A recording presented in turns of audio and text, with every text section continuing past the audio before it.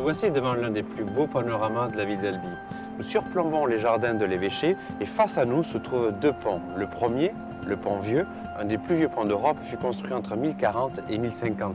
À l'origine, il ressemblait au Ponte Vecchio. Il y avait des maisons dessus et même une chapelle. Ces maisons seront détruites lors de la crue de 1766 où le Tarn montera presque au sommet du pont. Au fond se trouve le pont Neuf qui fut construit aux alentours de 1900. Et entre les deux, les anciens moulins, les moulins albigeois, où l'on fabriquait des pâtes jusqu'en 1972.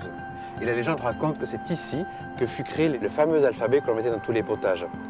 Cette fabrique sera vendue en 1972 et depuis on y trouve des bureaux et un hôtel. La cité est entièrement construite en briques roses. Cette brique qui part du rose au pourpre provient de l'argile qui elle-même provient des rives du Tarn. Ces briques sont faites à la main, séchées et cuites au four. Et c'est pour cela que très régulièrement, on aperçoit sur les murs de la ville les doigts des briquetiers. Un peu partout dans la vieille ville se cachent quelques trésors comme ce bel hôtel particulier qui est l'hôtel de Corse. Au XVIe siècle, grâce à la culture et au commerce du pastel, les bourgeois d'Albi peuvent se construire de magnifiques hôtels particuliers.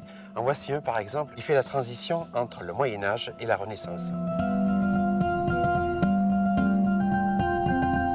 Nous voici en plein cœur de la cité épiscopale d'Albi, devant la majestueuse cathédrale Sainte-Cécile. Construite entre 1282 et consacrée en 1480, c'est la réponse officielle de l'Église catholique face à l'hérésie cathare.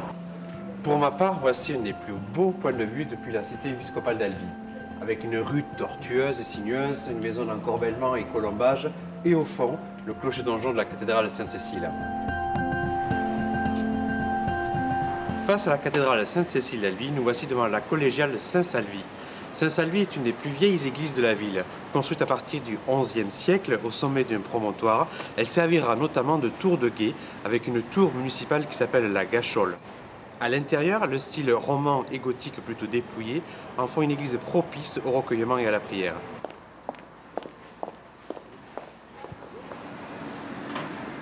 Nous voici à l'arrière de l'hôtel du Bosc. C'est dans cette maison, la maison de l'oncle Charles, qu'est né Henri de Toulouse-Lautrec le 24 novembre 1864.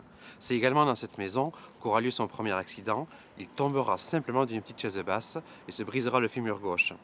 C'est également de cette maison, d'une de ses fenêtres, que Lautrec peindra le seul tableau d'Albi, le pont de chemin de fer, la vue qu'il avait depuis sa chambre. Nous voici devant le palais de la Berbie. Cette ancienne forteresse fut la résidence des évêques d'Albi du XIIIe siècle jusqu'en gros 1905. À cette date-là, un Tarnais, Émile Combes, sépare l'Église catholique et l'État français. Ces bâtiments deviendront alors la propriété du Conseil général du Tarn. Il faudra attendre 1922 pour se voir ouvrir dans ces locaux le musée Henri de Toulouse-Lautrec. C'est la plus grande collection au monde de l'artiste né à Albi. On y voit tout depuis l'enfance, les premiers dessins, les premières esquisses, jusqu'à la dernière affiche ou la dernière peinture. C'est une collection à visiter toute l'année.